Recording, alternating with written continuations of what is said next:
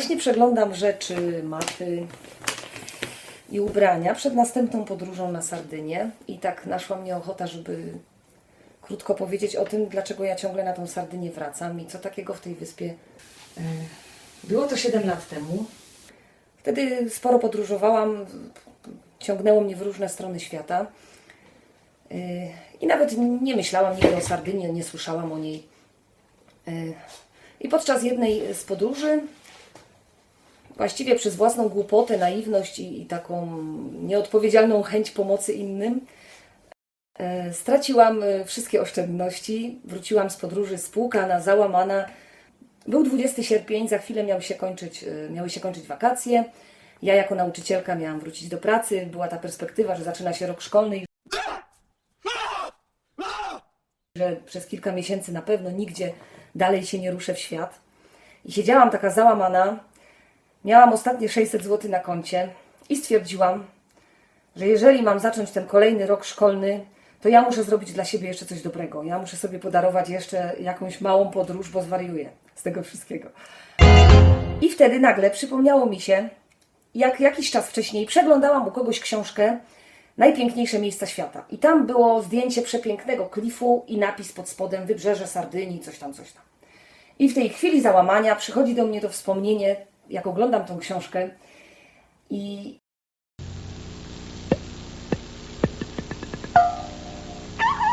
nagle myślę, dobra, mam 10 dni, mam 600 zł, spróbuję jeszcze do końca wakacji na chwilę polecieć na Sardynię.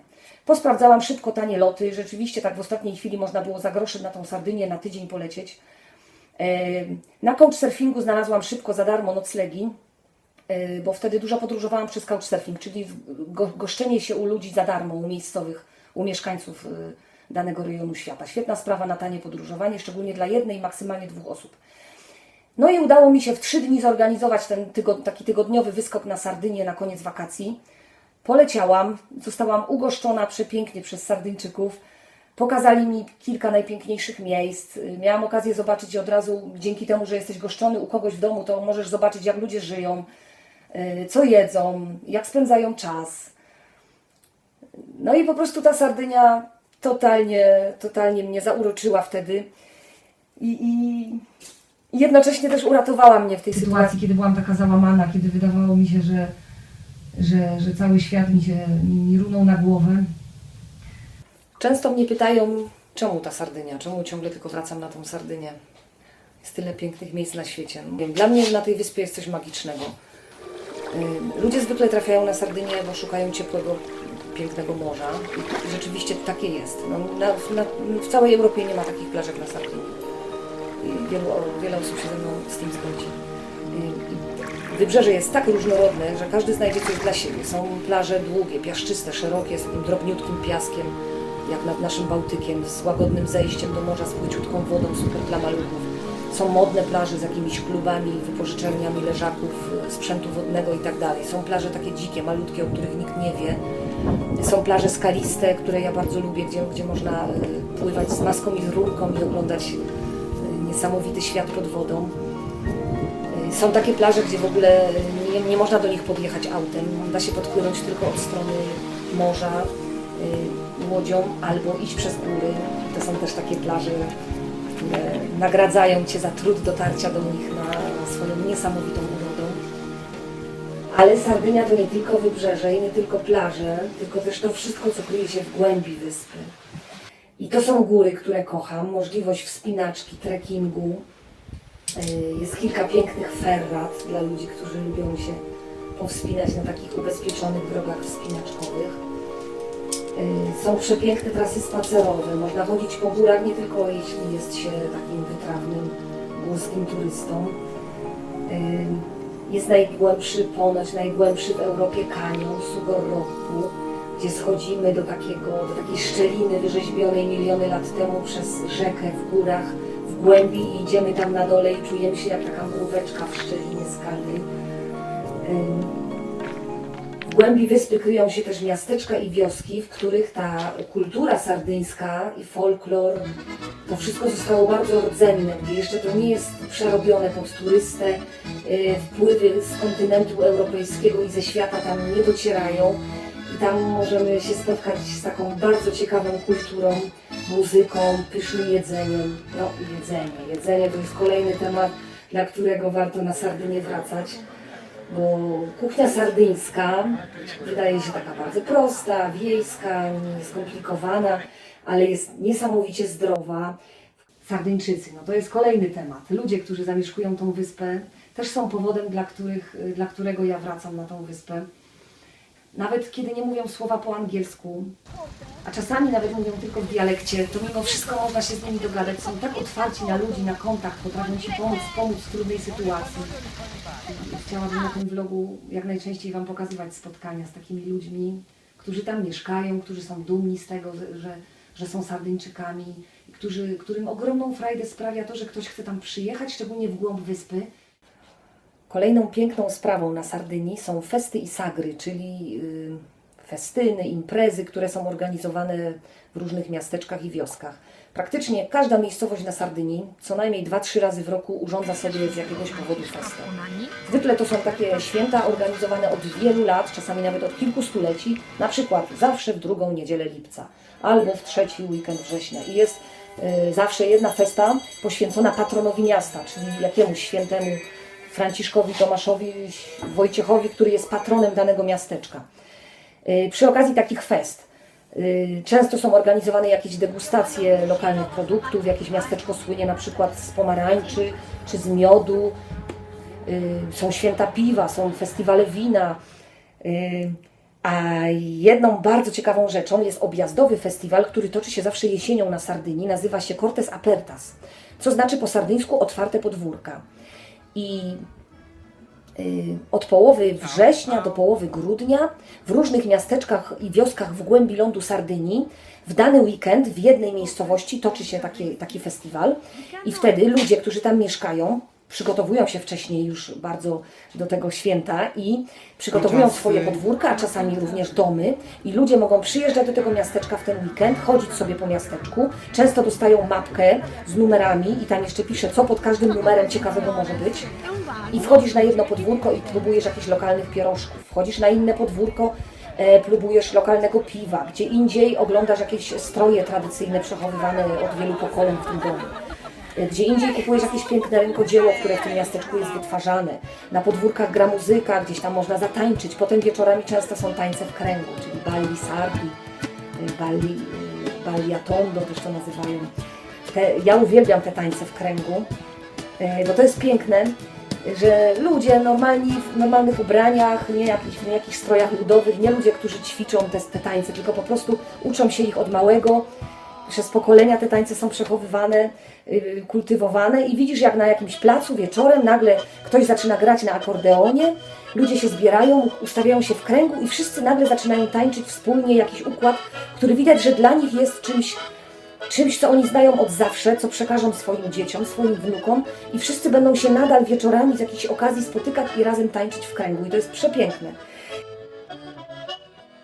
Piękną sprawą jest na Sardynii to, że jeżeli macie jakąś pasję, lubicie aktywnie spędzać czas, to na tej wyspie właściwie możecie ruszyć każdy temat, może poza skokami narciarskimi. No sorry. Jeśli lubicie trekking, właściwie większość Sardynii to są góry lub górki.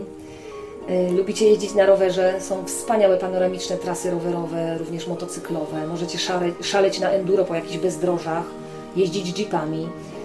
Możecie uprawiać wszelkie sporty wodne, windsurfing, kitesurfing. Na południu Sardynii są dwie świetne polskie bazy windsurfingu i kitesurfingu. Możecie również po polsku trenować te sporty i uczyć się ich.